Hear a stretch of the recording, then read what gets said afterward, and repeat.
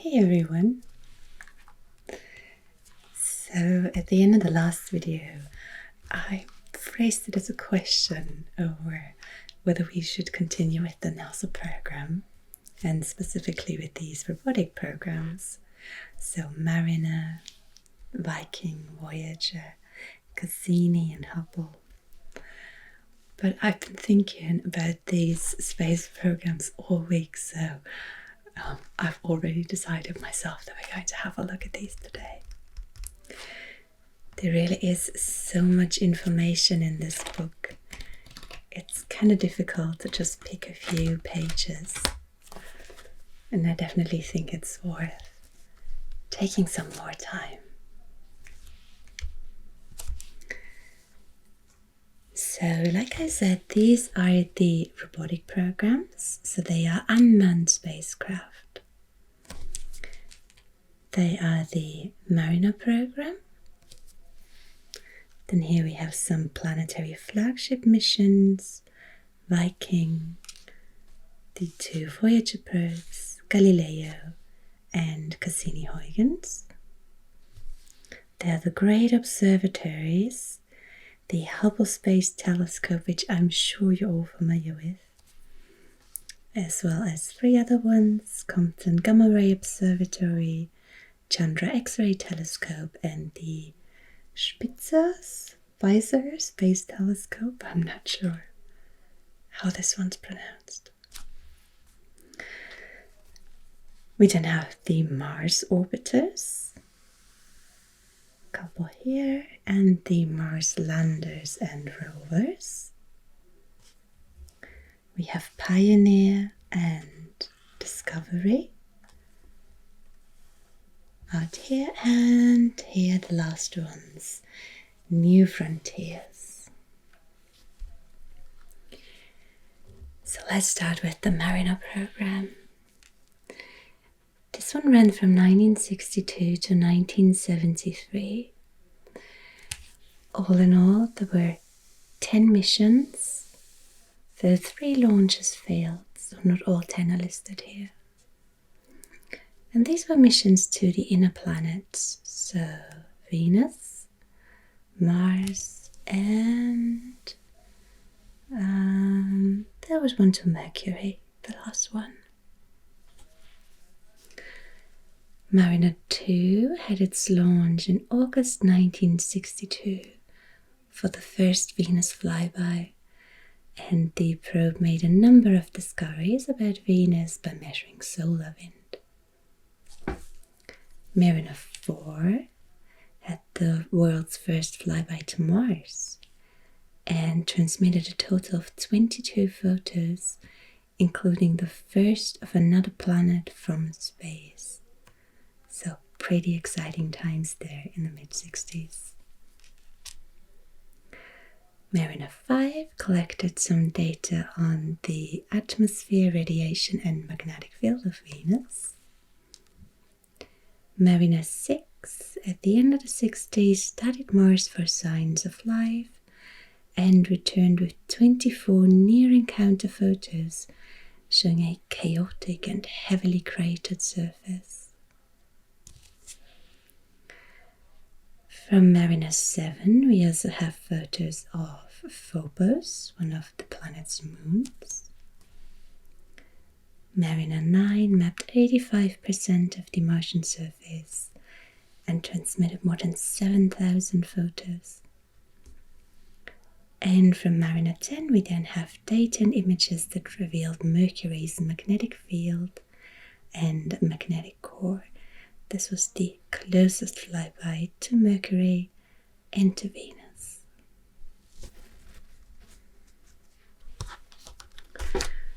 I'm not sure that we have any images of the Mercury probes. Sorry, of the Mariner probes.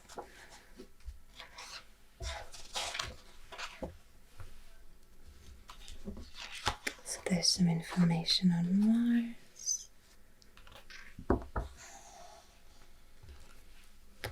Right, there we are. Here we have Mariner 10's view of Mercury from 1974. And you can see this here in these patterns, that it is composed of many individual image scans collaged together by NASA analysts and then rephotographed. Modern spacecraft capture wide-angle views of target worlds in similar ways, except that the stitching of mosaics is enabled with digital techniques, so this is a bit easier today. But it's a pretty impressive picture, don't you think?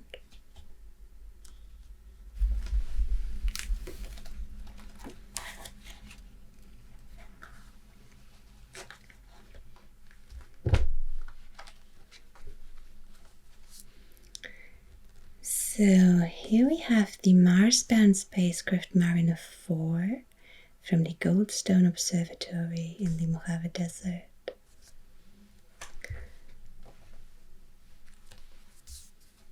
And this would be here with someone already being asleep. Right, and then here we already have Sojourner, which is loaded onto Pathfinder. So we're here with the Mars missions. This is a bit later, this is from 1996. And this mission successfully tested new technologies, including an airbag landing protection system on a very slender budget. And this was NASA's first touchdown mission in 2 decades, which of course attracted huge public interest. And you can see how small Sojourner is. Really, really tiny spacecraft. And up here we can see the mission. It's Mars Pathfinder mission to Mars. So we're skipping ahead a little here, but we are sticking with the inner planets. And here we have a historic first portrait of a NASA spacecraft on another planet, which is Pathfinder as seen by Sojourner's tiny onboard camera. And the lander here is surrounded by the deflated airbags, which you can see around here.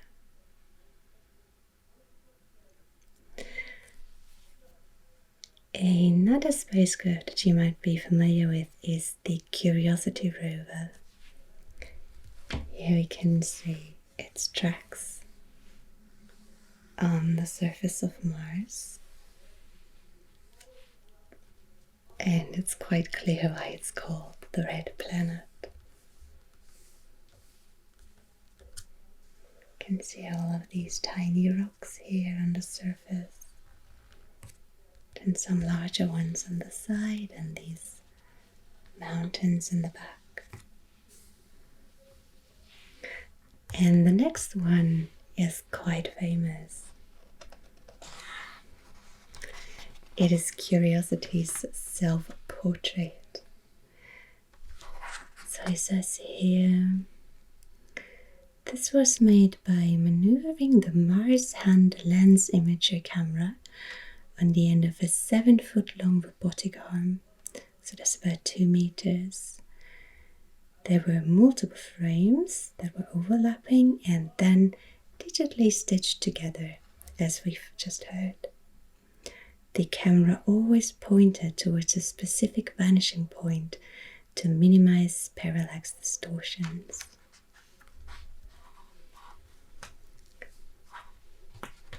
It's pretty cute, don't you think?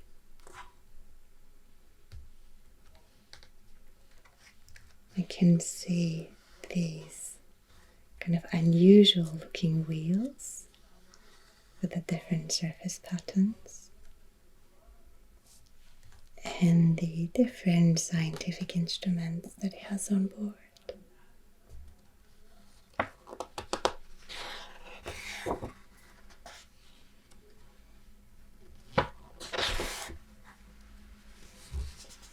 There are some images of Mars taken from space, and I'm just really impressed by how detailed these are. I remember being a young kid and looking at, all their astronomy books from these 80s, and this is sort of beyond anything that I could have imagined back then. This is, I think, Phobos, one of the moons of Mars. Right, there's Deimos and Phobos, and there should be Phobos.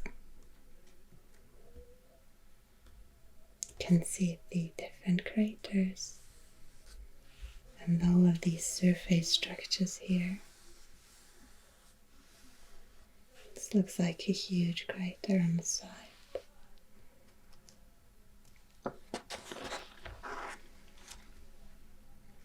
And then here, these are some more futuristic images of things that might come someday. But let's have a closer look at these Mars landers and rovers.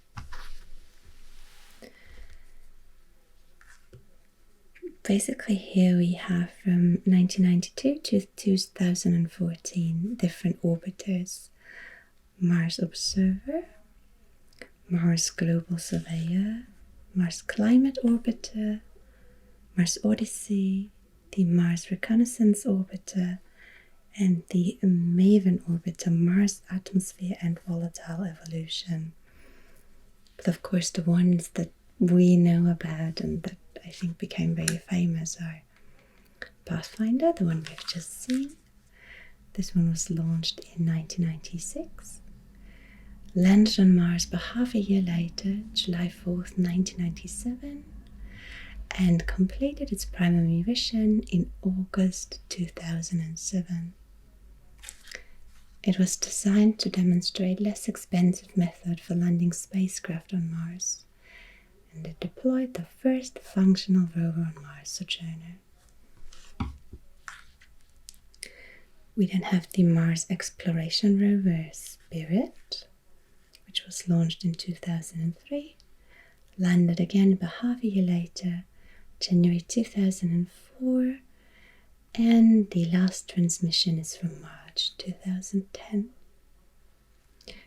This one was on several extended missions searching for water activity on Mars.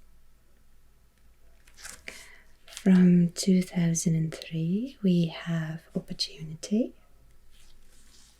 This one was designed to investigate signs of past life, and it's currently still exploring Martian terrain. And there's the Phoenix Mars lander, which landed in the North Polar region in 2008. And finally Curiosity rover.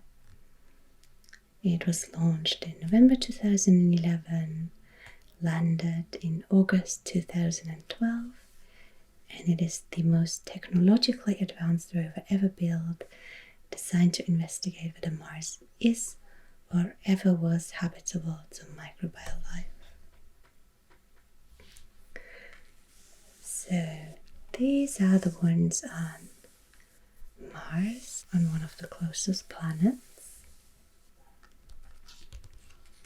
and the one that gets a lot of attention. But let's see what else we have if we continue here.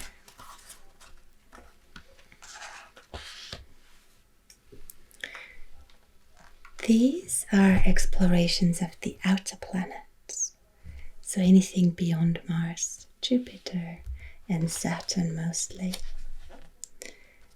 The one we see here is Pioneer 10. So let's have a quick look at the information we have here. Pioneer 10 was launched in 1972, and in December 1973 we have a Jupiter flyby, and the last transmission is from 2003. It was the first space probe to reach the outer solar system and survey the asteroid belt in Jupiter. Pioneer 11 was launched just a month after Pioneer 10, And here we have a Jupiter flyby as well as a Saturn flyby. And the last transmission was from 1995. What's really fascinating about these two is that they have a golden plaque that you can see here with information on planet Earth. You can see 2 humans here and some information on the solar system with the Sun, Mercury, Venus, Earth, Mars. Is Jupiter and Saturn, and you can see the trajectory of the probe. So, pretty cool. It says that these plaques were designed to make sense to any non-human intelligences capable of recovering them. Pioneer 10 will approach the star Aldebaran in the Taurus constellation in about 2 million years, and Pioneer 11 will pass close to a star in Aquila, which is the Eagle, in 4 million years. So they're going to be on their way for a while.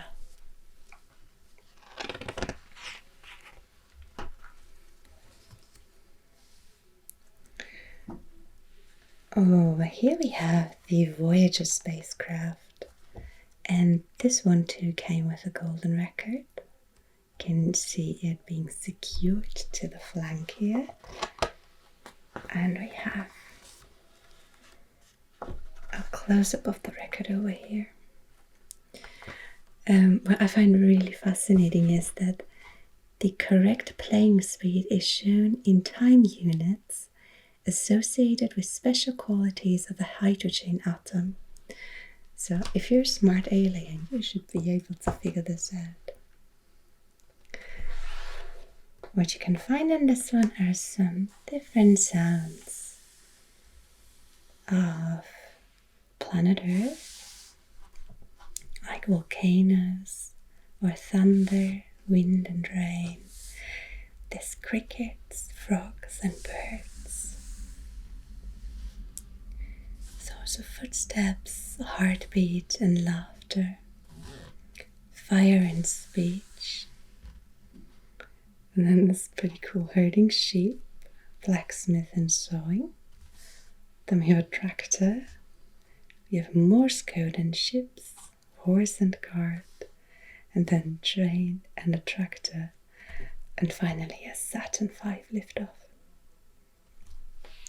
So we have the evolution of technology on here. And you might know the Voyager spacecrafts actually from a pop culture reference. We watched a lot of Star Trek when I was younger, and in the first Star Trek movie they discover one of the Voyager probes.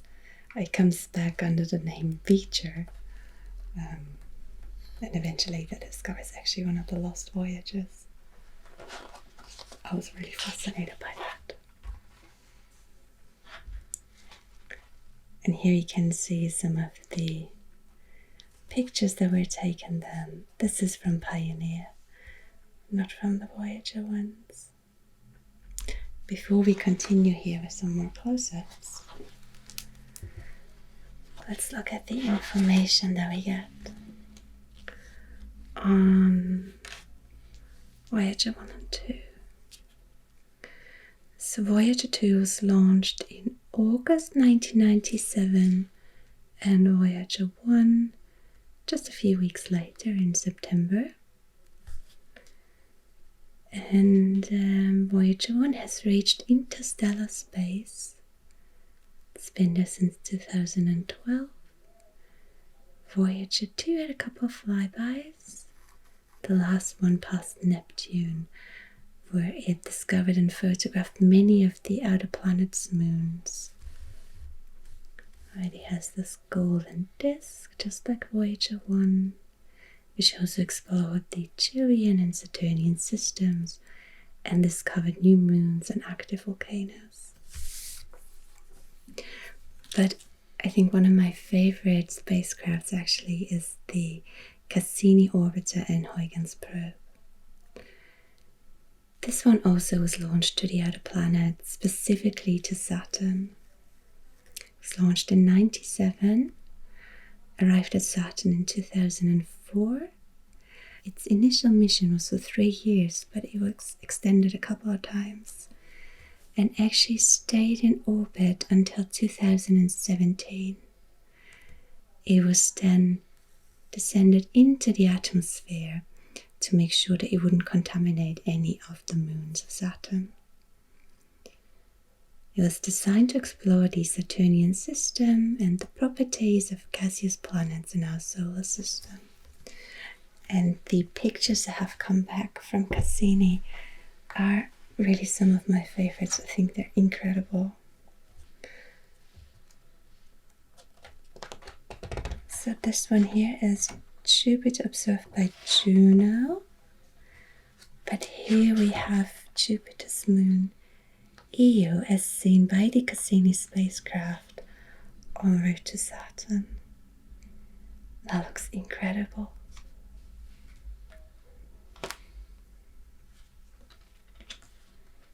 Again, here we have one of the small moons against the backdrop of the planet,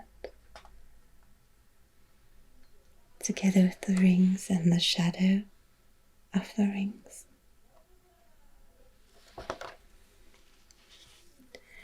And these here, I think, are the really, really famous pictures of Cassini, where you can see just how intricate these rings are.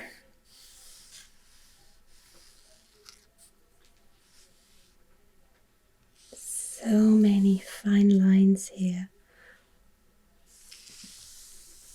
And then partly you also have moons running through the rings and their orbits. I think it's incredible. I love these pictures.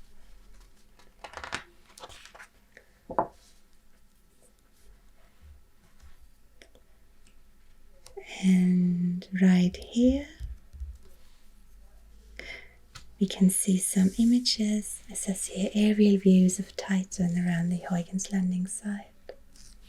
So Huygens was a little passenger with Cassini, which was European built from the European and the Italian space station, and it was landed on Titan.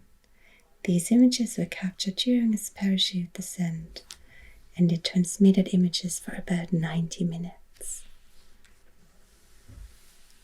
And again, I think it's pretty incredible that we have photos like that from one of the moons of Saturn. It's kind of difficult to really comprehend how far away that is. Pretty incredible.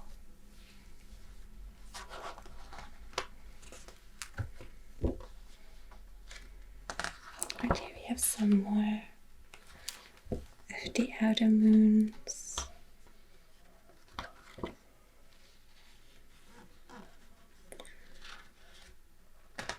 And the last image of Voyager 2. One of the new ones here is New Horizon. This one was launched in 2006.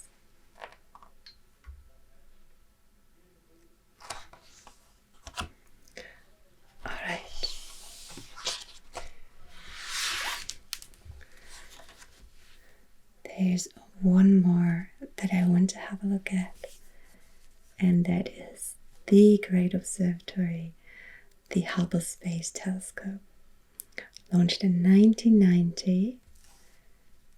1 month later, the first images were transmitted, and it says here, it's the world's most famous astronomical observatory, able to record images in wavelengths of light spanning from ultraviolet to near-infrared from Earth orbit. Hubble's observations of our own solar system and distant galaxies have transformed the scientific community's understanding of space and captured the public's imagination. I am definitely part of that public that's been captured by it. So here, for example, there's a view of Lagoon Nebula. a stellar nursery 4,000 light years away.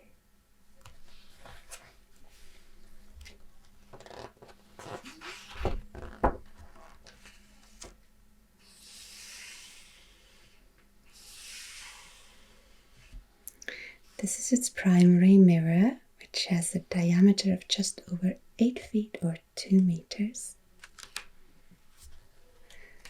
And here we have an image from the 5th and final Hubble servicing mission, which was conducted by Space Shuttle Atlantis in May 2009. So there it is, the space telescope above the atmosphere of the planet.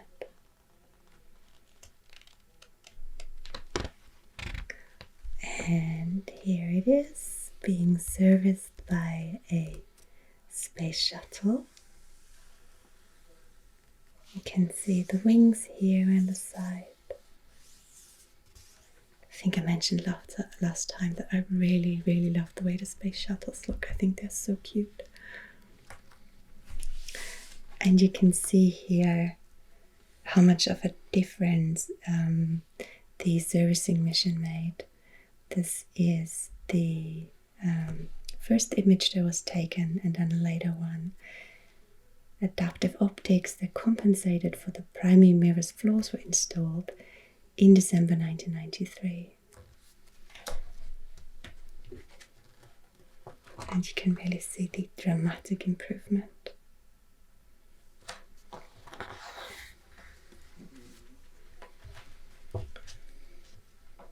And this here is probably one of the most famous images, the ultra deep field. And I remember ages ago there was a 10-minute YouTube video. That was probably like 2008, of someone with a very relaxing voice narrating a little bit about this video. And I think it was one of the first instances that really gave me ASMR. I know he uploaded a second version a bit later that was edited, and he took out some of these little sounds. And I was really disappointed by that. But yeah, so I have lots of fun memories of this picture.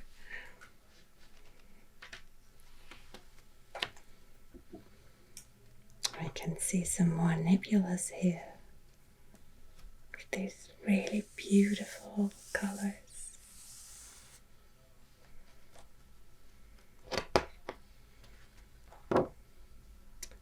And here we have a little astronaut out in space.